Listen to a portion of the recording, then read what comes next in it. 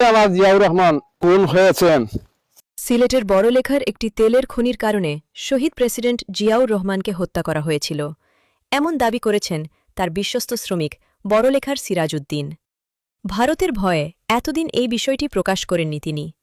তবে এখন শহীদ জিয়ার সাহসী ছেলে তারেক রহমান দেশের নেতৃত্বে আসার পর অবশেষে সেই কথা প্রকাশ করার সাহস পেয়েছেন তিনি। বড়লেখা উপজেলার কেচুরিগুল এলাকার ক্যান্টিন টিলায় একসময় চলছিল তেলের খনির কাজ। এই কাজের সঙ্গে সরাসরি যুক্ত ছিলেন শহীদ জিয়ার বিশ্বস্ত শ্রমিক সিরাজউদ্দিন। সিরাজউদ্দিনের ভাষ্য অনুযায়ী ক্যান্টিন টিলার এই তেলের খনির কাজ যখন শেষ পর্যায়ে পৌঁছে গিয়েছিল, এই কাজ দেখতে শহীদ প্রেসিডেন্ট জিয়াউর রহমান নিজেও সেখানে উপস্থিত ছিলেন।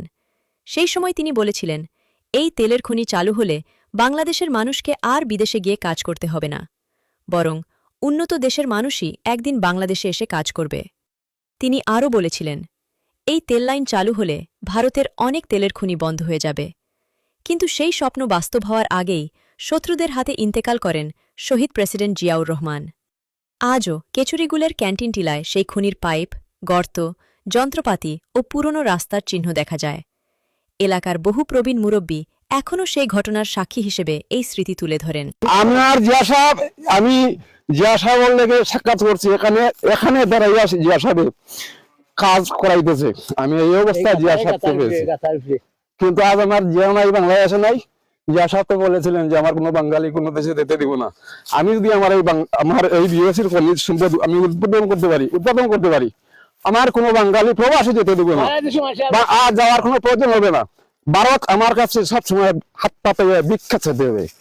ভারতের 32টা খনি এই খনি উৎপাদন করলে ভারতের 32টা খনি বন্ধ হয়ে যায়। আজ এই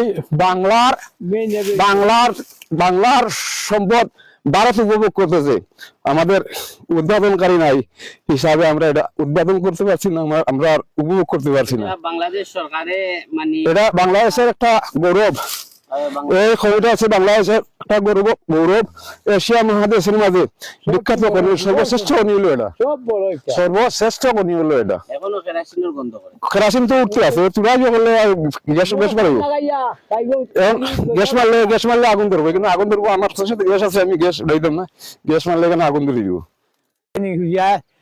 কাপড় পিন্ধিছিলাম, আজ দিয়া নাই। ইয়ার কাপড় দিয়েছিলাম 76 সালে 1976 সালে। মুলিবাজার গিয়া দিলাম, গাছা যাইয়া গেলা, গাছা যাইয়া গেছে গাড়ি হব থইয়া আইয়া মানুষ মনে করে 200-250 মানুষ আসলা। ও গাছ দেখলাম খাস চড়াইছে এই গাছাত খেস তুলতা করিয়া, আর পেট্রোল বাংলা খসলা সাইডিং কোনো চুয়াতি সব টানছেন আনা করে তৈয়া বাদে তো সিরিয়াল নিয়া দুশ্মন হলে মানিলি পশ্চিম গেলা দিঘির বাস দিয়া কইছিল, কথা কইছিল বলে আমি বারা দেশের মানুষের কাজ করাই, আর আমার দেশের বারা মানুষের কাজ করছ।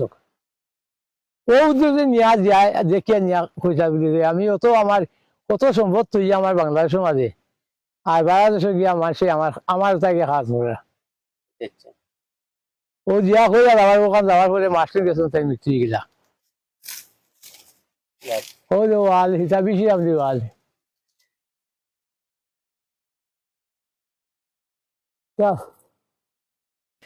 জোতা মোজা খুলিয়া আইসেন ও জায়গা এই জায়গাত খেয়েছে গেছে এখনো বড় দেখুন না। আর এই জিনিস দেখিয়া তাই বহুত বড় খান্দিছেন, ওই জায়গাটায় খান্দিয়া কাজ করাইছেন, আমরা কাজ করছি নিজে গাতাত পাবলিকে নিতাম, খেয়েছে নিয়ে তুলিয়া লাইতাম এই জায়গাটা। এই নাবি মেইন নাবি হইল কি ভারতের নাবি হইল খেয়েছর, আর যা বহুত খান্দিছে এই জায়গা লাগিয়া। ওইখান তো হয়েছে নিকায় মোটর সাইডিং কোনো তার ওচরতে গড় দরজা বানাইয়া সব মেশিন আনার পরে বাদে মারা গেলা, তাই মারিলা দুশ্মন করলে নিয়া আগুন ধরে তো ওটা বিড়িছ গালাবাই ইয়া খায় নাই তাত ওইগুলো বাস হইব তো এইলা অবস্থা এগু বা থাকতো যদি যে হুলা রাখিলা সাগরে উচ্চায় এগু। তবে এটা নিয়ে সরকারের একটু পদক্ষেপ নেই, এটা কিন্তু যে কোনো সময় কিছু ঝুঁকিপূর্ণ আগুন